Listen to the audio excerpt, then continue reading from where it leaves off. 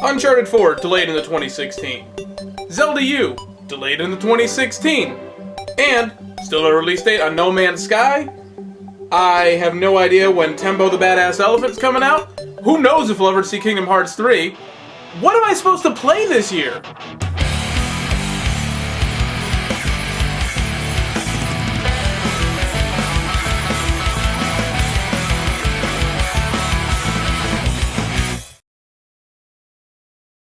Okay, this isn't a traditional review that I usually do, it's another rant video, but don't worry, I'm gonna edit it this time, because I ramble, as I'm proving now. Now I've tried and played my fair share of games so far this year. I've been constantly renting them, putting them in my PS4, or occasionally the Wii U or 3DS, and sending them back within 20 minutes most of the time, because 2015's been a pretty shitty year so far for video games.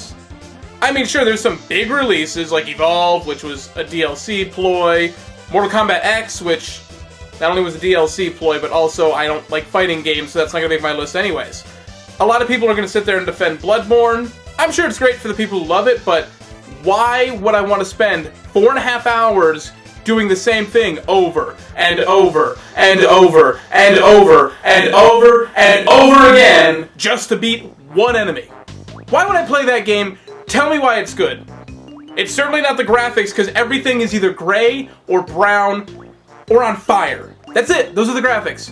I don't understand the appeal of this game. Obviously, that's just me. Everyone else seems to love it. Everyone likes to crack jokes at The Order 1886 about how it's only a 4 to 6 hour game. That's not my issue with it. Those 4 to 6 hours are just boring.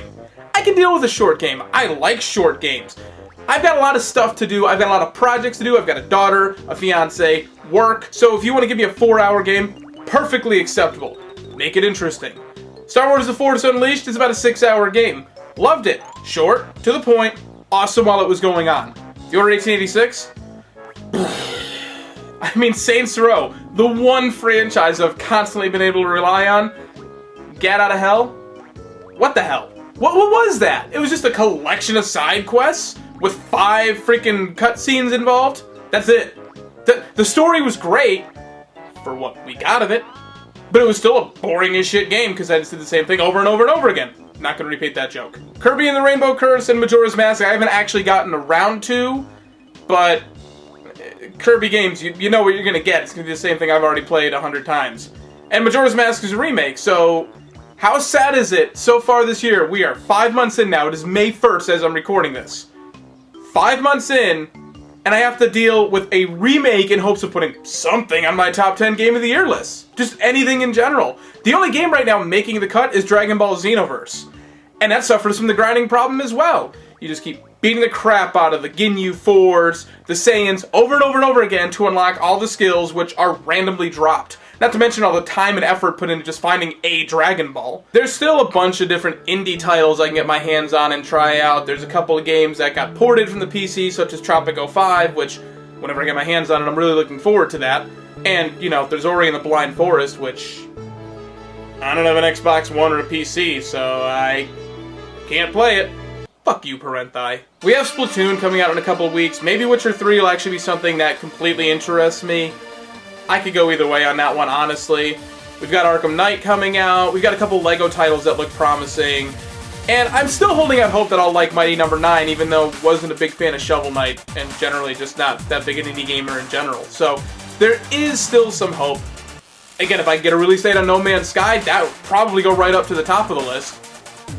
Unless that sucks too. I mean, for crying out loud, if you look at the top 5 games I'm excited for so far this year, or for the rest of the year that is, the Godzilla game makes the list, and that's probably going to be crap.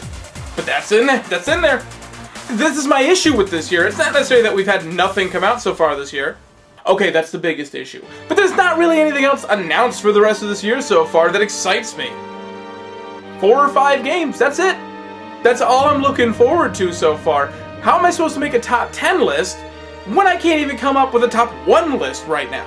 Again, Xenoverse is on there, but any other year it'd be a fringe game floating around the 9, 10, 11 spot. And that's what I have as my game of the year through half the year almost. This is bad. Alright, this is just a terrible year in gaming. And you know, it was bound to happen. Last year was pretty solid. It wasn't top heavy, but had some solid games. You know, I enjoyed a lot of the games I played last year. I still stand firm that I think 2013 was a really good year in gaming.